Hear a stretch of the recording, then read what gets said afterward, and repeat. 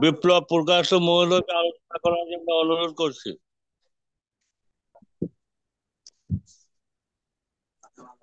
আমার জীবন পথের চলার সারথি পরম দয়াল পরম প্রেমময় শ্রী শ্রী ঠাকুর অনুকূল চন্দ্রের রাতুল রাঙা চরণে জানাই শত কোটি প্রণাম।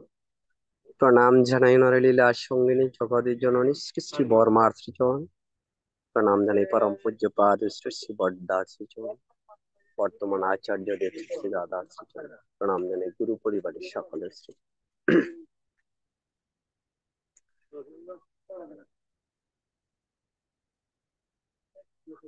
অনলাইন সৎসঙ্গে উপস্থিত বিভিন্ন জায়গা থেকে, বিভিন্ন দেশ থেকে যুক্ত হওয়া ইষ্টপ্রাণ দাদা ও ভক্তিমতী মায়েরা, সকলকেই জানাচ্ছি আনন্দিত জয়গুরু। আসলে ঠাকুরের বিষয়ে আলোচনা করার জন্য আমাকে বলা হয়েছে, কিন্তু ঠাকুরের কথাগুলি বলার মতো ভাষা জ্ঞান আমার নেই। দাদা কর্তৃক আদিষ্ট হয়েছি, দু একটি কথা বলতেই হয়। ত্রুটি বিচ্যুতি অতি স্বাভাবিক, আপনারা ক্ষমা সুন্দর দৃষ্টিতে দেখবেন। আমার পূর্ববর্তী বক্তা অনেক সুন্দরভাবে গুছিয়ে বলে গিয়েছে। আমি আন্তরিকভাবে ধন্যবাদ জানাই আমার শুভ বাবাজিকে। অত্যন্ত ব্যস্ততার মধ্য দিয়ে যে ঠাকুরের সঙ্গ করার জন্য এই সময়টুকু বের করে আমাদেরকে সঙ্গ দিয়েছে, সত্যি আমি কৃতজ্ঞ। তার উজ্জ্বল ভবিষ্যৎ কামনা করছি। এবং অনলাইনে উপস্থিত আমাদের সৎসঙ্গ চলাকালীন প্রত্যেকটা সঙ্গীতেই অত্যন্ত মনোমুগ্ধকর ছিল। এবং সৎসঙ্গ মানেই ভালো লাগার একটি জগৎ। সৎসঙ্গে আসলে ভালো লাগে না এরকম কোনো বস্তু খুঁজে পাওয়া যায় না।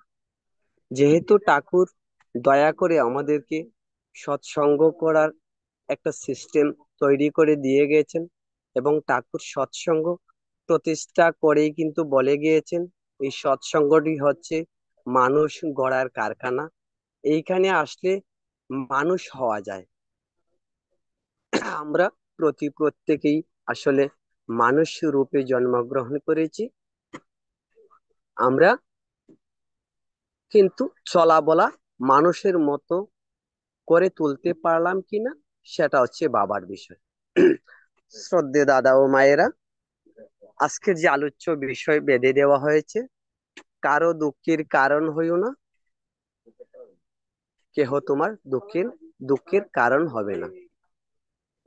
অত্যন্ত প্রাঞ্জল ভাষায় ঠাকুর ছোট্ট ছোট্ট বাণী আকারে আমাদেরকে বুঝিয়ে দিয়ে গেছেন জীবনের প্রতিটা ধাপ আমরা কিভাবে চলবো। ক্লিয়ার বলেছেন, কাহারও দুঃখের কারণ হইও না, তাহলে তোমারও দুঃখের কারণ কেউ হবে না। সহজভাবে বলে গিয়েছেন। আমরা আমি আরেকটা ঠাকুরের বাণী অ্যাড করছি, বা আমি এই পড়েছি সত্যানুসরণ। অন্যের কাছ থেকে তুমি যেমন পেতে ইচ্ছে করো তেমন উত্তর দিতে চেষ্টা করো, এমন উত্তর বুঝে চলতে পারলেই যথেষ্ট। দেখুন, ঠাকুর যে বাণী দিয়েছেন প্রত্যেকটা বাণীরই একটি সুষ্ঠু সমাধান, এবং ঠাকুরের বাণীর মধ্যেই সমাধান রয়েছে।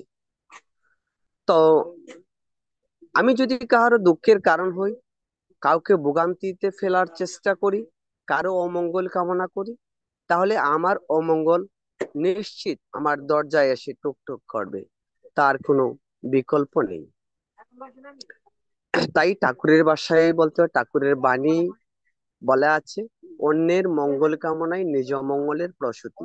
যদি আমি আমার জীবনের ভালো চাই, আমি আমার জীবনের উন্নয়ন চাই, আমি সুখ স্বাচ্ছন্দ্যে থাকতে চাই, তাহলে আমার বন্ধু বান্ধব আত্মীয় স্বজন পাড়া প্রতিবেশী সবার মঙ্গল কামনায় আমাকে ব্যস্ত থাকতে হবে, তাহলেই আমার মঙ্গল হবে। ঠাকুরের আরেকটি বাণী আছে, পড়শিরা তরুণী ফাতে যাবি, তুই বেঁচে শোক খাবি বুঝ, যা ছুটে যা ওদের বাছা, ওরা এই যে তোর বাছার পুঁজি। শ্রদ্ধেয় দাদা ও মায়েরা, আমরা ঠাকুরকে ধরেছি, আমরা যেন ঠাকুরের কথাগুলি অক্ষরে অক্ষরে পালন করি। আমার জন্য যাতে কারো কাঁদতে না হয়, কারো ভোগান্তিতে পড়তে না হয়, কারো জীবনে দুঃখ নেমে না আসে, সেই দিক খেয়াল করে যদি আমরা চলি, আমার জীবন সুন্দর হবে, তার কোনো বিকল্প নেই। যেহেতু ঠাকুর বলেছেন, আমি কাহারও যদি দুঃখের কারণ হয়ে না দাঁড়াই, আমার জীবনে কোনো দুঃখ আসতে পারে না। ঠাকুরের কথাগুলি 100% গ্যারেন্টি যুক্ত কথা। এবং একবার মেনেই দেখুন না কি হয়। নম্রতা, ভদ্রতা এবং বিনয়ী স্বভাব গড়ে তুলুন, তাহলেই জীবনের সুখ শান্তি পিছনে ছুটতে হবে না। শান্তি আমার পিছনে ছুটবে, শান্তি আপনার পিছনে ছুটবে। আপনি শুধু ঠাকুরের পিছনে ছুটুন। আমি আমার আলোচনা দীর্ঘায়িত করতে চাই না, কারণ অনলাইনে উপস্থিত অনেক বিজ্ঞ আলোচক বৃন্দ আছেন।